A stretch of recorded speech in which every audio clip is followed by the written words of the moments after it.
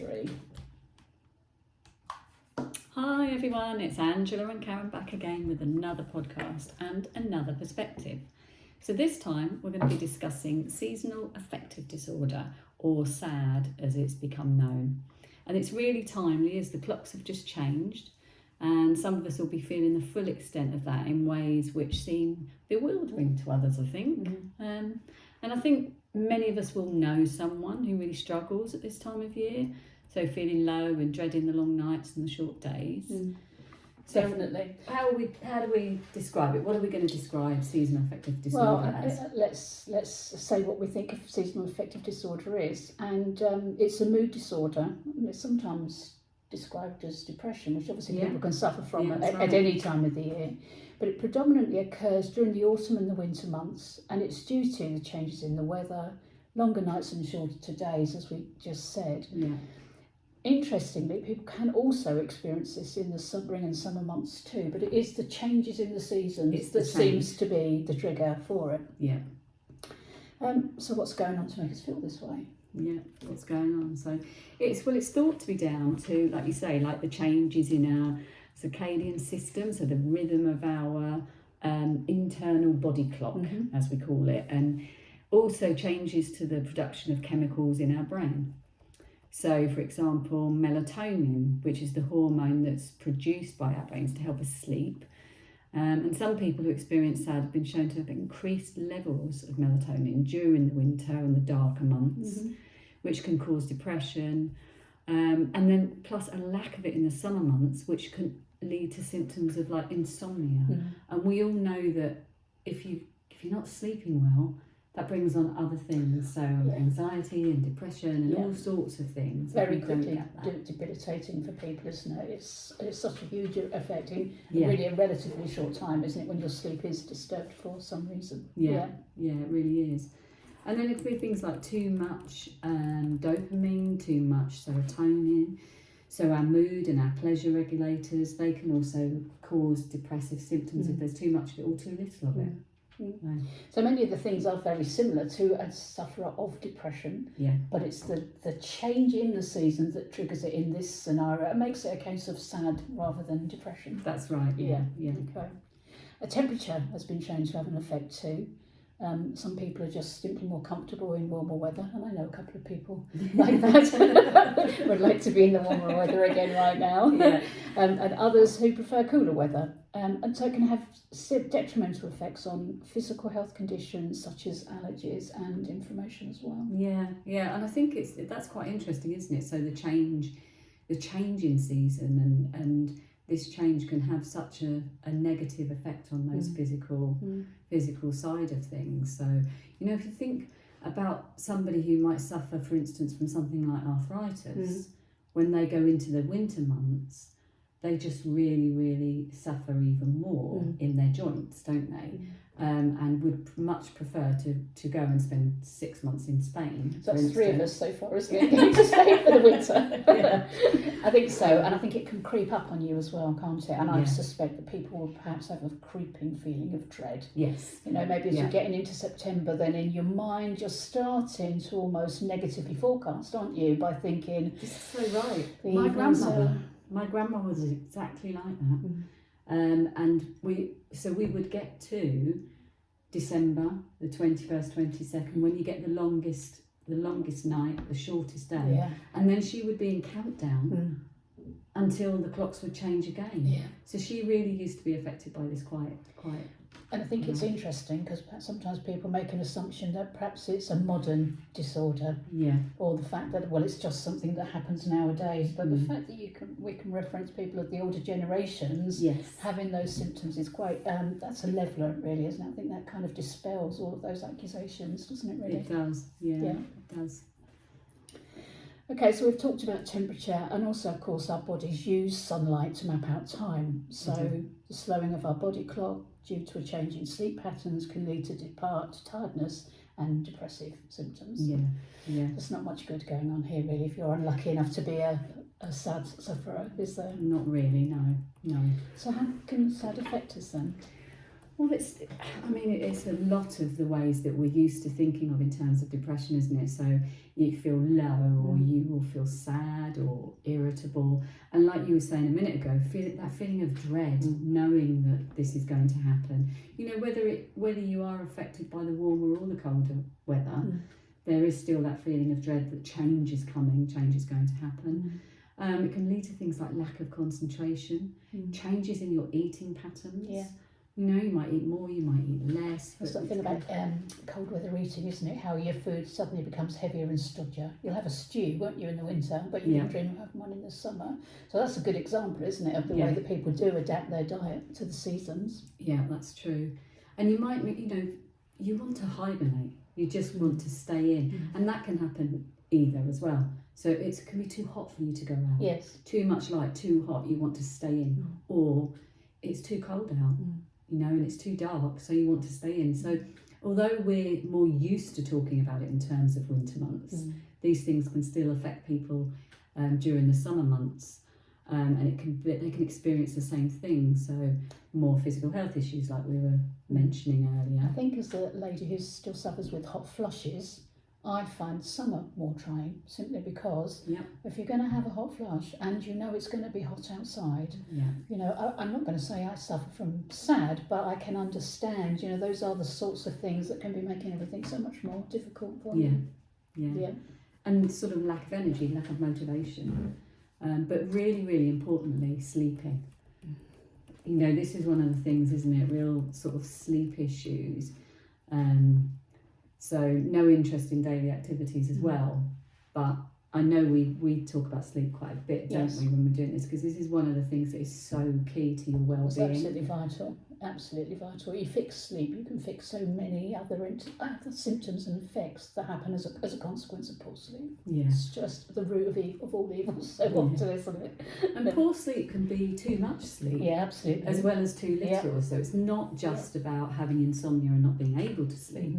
It's also about having a control around your sleep, getting what is the right amount of sleep for you, for you to be able to then be productive and have some energy and be able to do things, daily activities. Because there's that healthy balancing, isn't there, between having the correct amount of sleep so that we're rested and recovered in the morning, but we also need to be alert and be able to work or to engage and have a social life and spend time with our loved ones. It's the balance that we need in our lives, isn't it? It's absolutely the balance. And I know that I find in terms of regular sleep, my sleep pattern is quite regulated, unless I'm out, for instance, at something. Like you are all the time at the moment. All the time. But I usually go to bed at the same time, get up at the same time, and the first thing I do is take my dog out for a walk. So I'm outside for between 45 minutes and an hour at the beginning of the day. Now at the moment that's in the dark,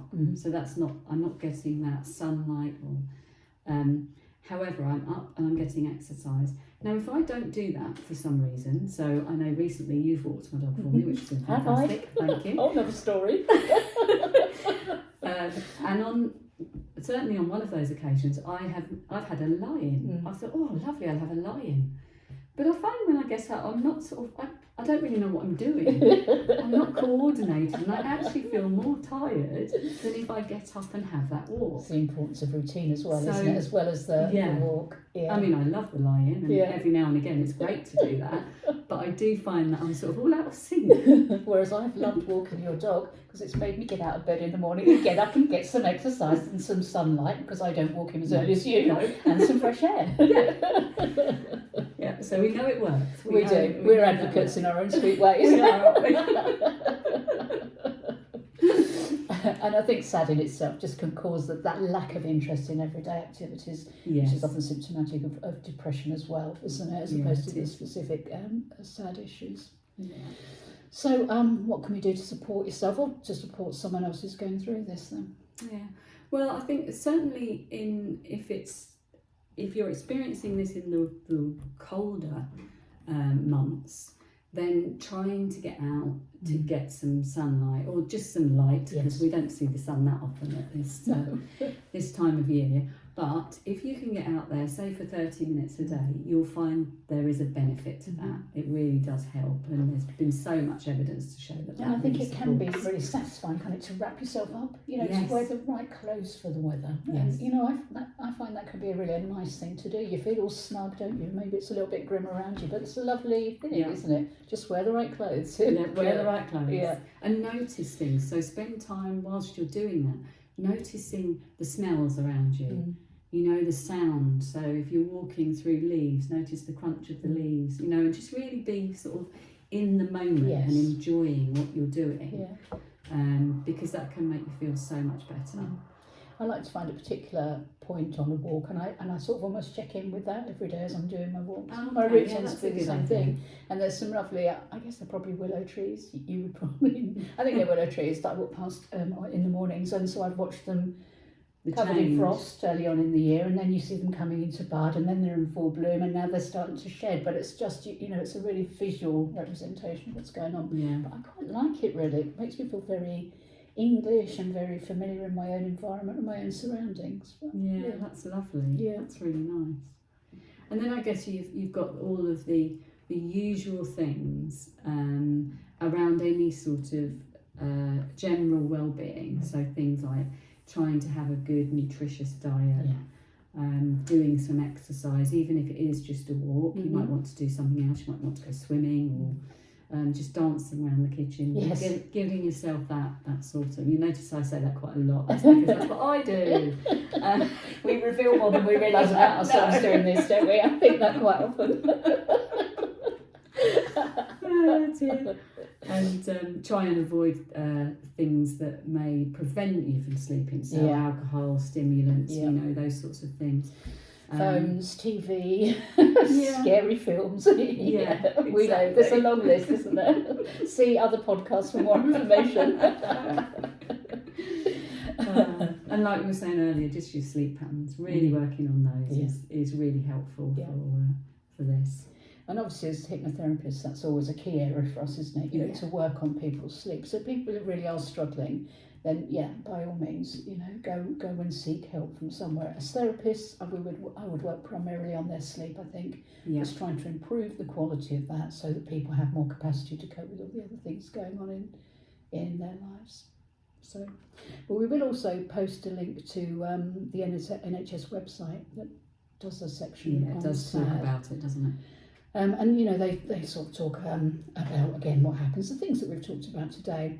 They also mention a couple of other things on there that we haven't talked about specifically yet. They talk about light therapy, and you can buy specific lamps, can't you, to help increase your exposure to the light, and effectively from a physical or mental point of view, make you feel like your day is longer than it actually is. And that's a quite well known, and that's been around for some time as a solution, hasn't it? It has. And I actually have an alarm clock that is a light alarm clock, and it's also got bird sounds on there. So and it starts off very, very quietly, and then just gets louder and lighter, but very slowly and progressively. So it brings you round to feeling like you're waking up to the day in a really nice way, rather than a shattering falling out of bed.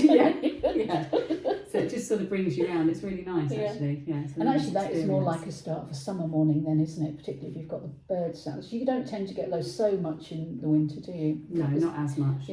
And because obviously, if you've got a window open in the summer, then these are the sound effects that you're getting, aren't they? That's interesting. I didn't know about that about you.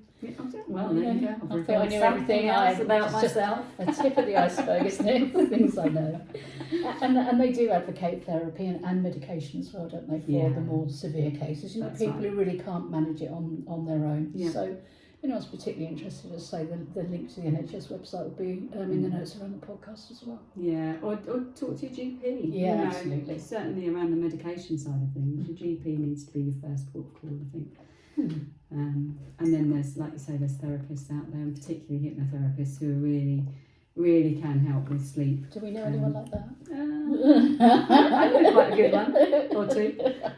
Yeah, better say two, right?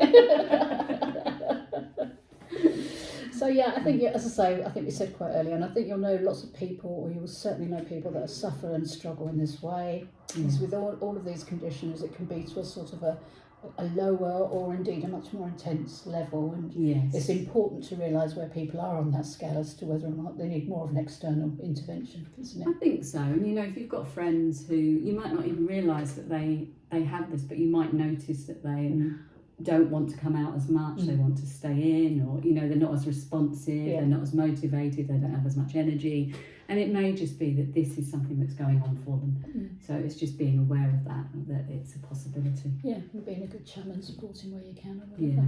Yeah. I think most people are able to cope with it, take it in the stride, but you know, they definitely perhaps have a time of year that they prefer much more than the others. Yeah. You know. And that's just the way it is for them.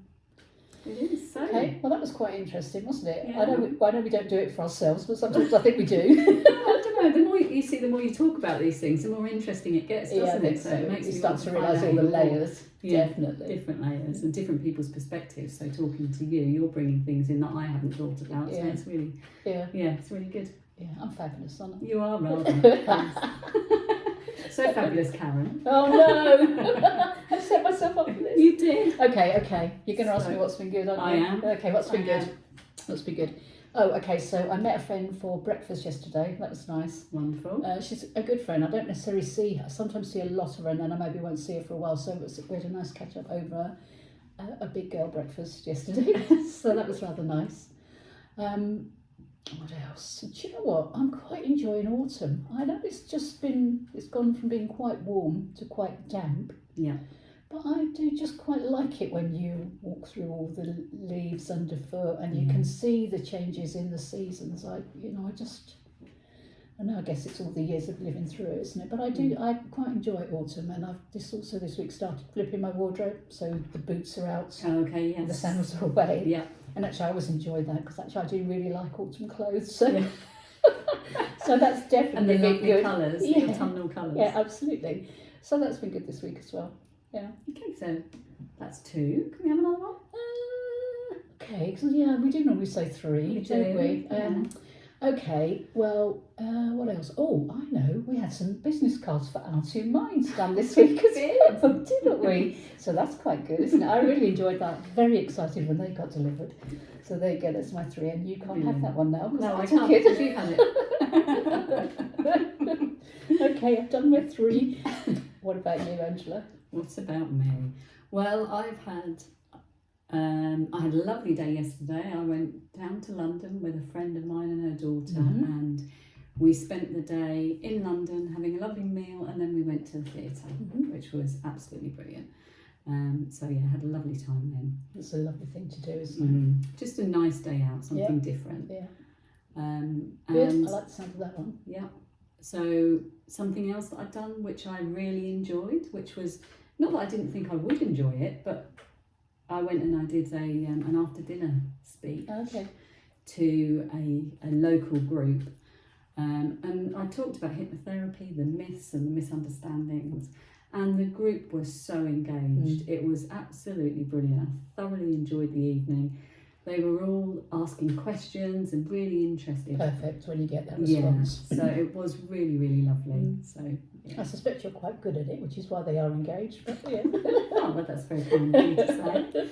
Okay. But you know me, I love talking about hypnotherapy. So. There were too many words in that sentence. I love talking. Okay. We'll stop there. Just banter. No, we're there. not stopping there because that's only 2. Oh, okay. So one more. So I went to visit some friends at the weekend that I haven't seen for a few years now. It must be 2 or 3 years, and it was just such a lovely weekend. It was so good to see them. They're in a new house, so I got to see. That's lovely. Their new house, and what they've done to it's absolutely gorgeous, and they have a 1-year-old fox terrier. Oh, wow. And so much fun. I mean, just such a character. Because as you know, my dog has terrier in him, so their little fox terrier was showing so many familiar traits. Almost like having Oreo with you. It was almost like it, but what was lovely about it was them that was embarrassed, not me. And I was thoroughly enjoying it. So no. I was like, it's fine. He's absolutely fine. I'm like, oh, I'm really sorry about that. I'm like, don't be. Really don't be. I did have this conversation with your husband yesterday about your dog, and he said, oh, it's just embarrassing. I went, not for the rest of us. Well, he just, take him as he is. It's only you and Angela that are embarrassed. I just got one of his looks.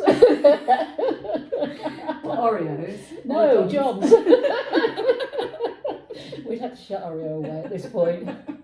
Bless him. Too much leaping and barking. Yes. He likes to be involved. Yes, That's he does. the thing. And, He does, bless if him. he's not, he lets you know that he's not. Absolutely, you would never ignore him, will you? He's a lovely boy. Brilliant. So yeah. So Okay. they are my lovely All right. things, good things Then that happened. that's a nice list. I like it. It's very good. Okay, so that's our thoughts on seasonal affective disorder. It is, yeah. People, as I say, we'll post the link to the NHS website as well. If people want to just do a bit more reading on the subject. Are we going to squeeze another podcast in before Christmas? I think we will. Yeah, I think so. we're going to do something around Christmas and about maybe kindness around Christmas, something like that. So, A little bit more of a sort of keeping an eye on others, and because I think a lot of people do want to be kind, particularly at Christmas. They do. A lot of people offer to volunteer, don't they? They do. And so I think that'd be quite an interesting one. So we'll definitely get that one in before Christmas. Yeah, we will. Yeah, that'd be lovely. Okay. So, brilliant. Well, thanks for listening, everybody. We'll be back before you know it. Yeah. Keep smiling. We'll be back soon. Bye-bye. Bye.